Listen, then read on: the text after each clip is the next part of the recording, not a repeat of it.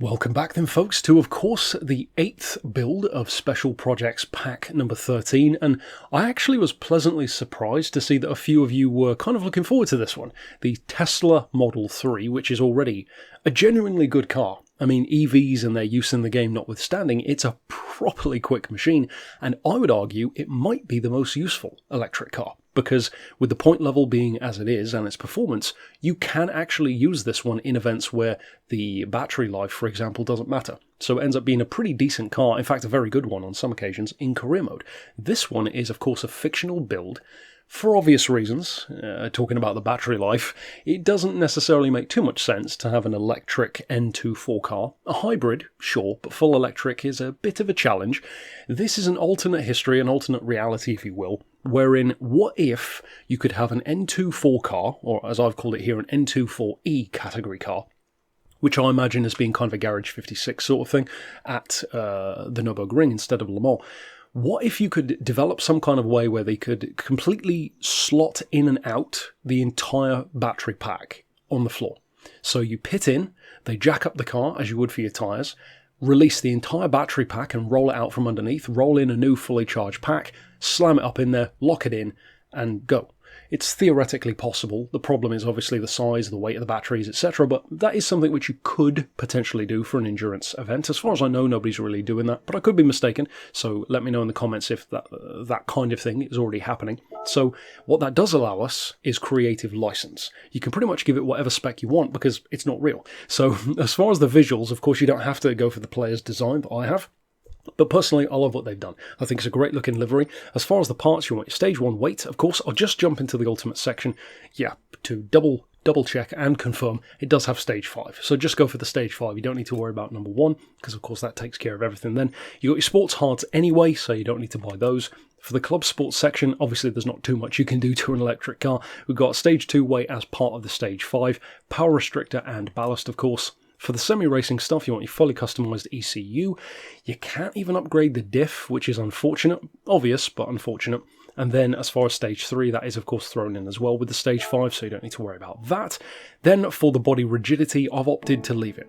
I haven't bothered doing that because it's not entirely necessary, and it doesn't change the point level good or bad.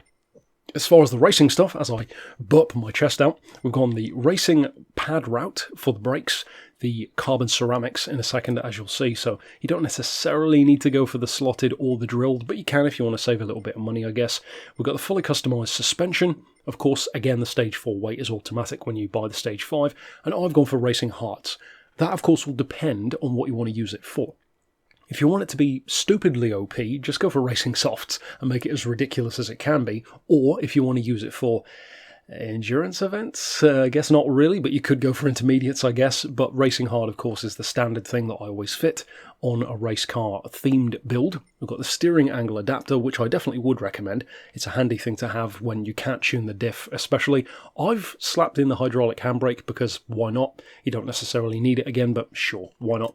And as far as the ultimate section, nothing else aside from the weight is even possible on this car, of course. So thankfully, it's already pretty damn powerful and you can upgrade it that much more to make it a properly quick machine. It's so much of an improvement, as many of you already know, over the Model S. The Model S isn't bad, but it's just, you know, time has moved on when it comes to electric cars. It's more of a relic of a time gone by, whereas this, it still feels current, it feels fresh, the all-wheel drive, the power, it's very OP in its own way. So 688 points, it's a pity it's so bad for endurance because that's pretty damn good in terms of where it sits on the point level. As far as the suspension, we've gone for 105mm front and back, so not quite as low as it can go. 4 on anti-roll, 20 and 30 on the dampers, so as low as they can go. Then we're pulling up the slack with the springs on 3.15. I've gone for 3 degrees of camber on the front, 1 degree on the rear. So much like the handbrake and the steering, very much a drift car kind of approach. The reason for that is mostly, to be honest, to counteract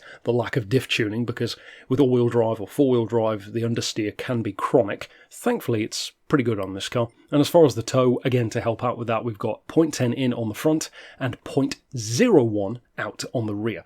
You really want to be careful towing out the back end. For obvious reasons, it makes it more tail happy. That tiny amount is just to encourage the back end to just give you a little bit more leeway and not be quite as heavy. Having that tail just step out ever so slightly really helps on a car that's naturally inclined more towards understeer, such as an electric car typically is. As far as the transmission, of course, there's nothing there. For the ballast, 34 kilos is what I've added, purely to get it to 1300 because I like the look of the number. So you really don't need to do that. You could definitely make it lighter if you wanted to. Incidentally, I've slapped it all the way to the front.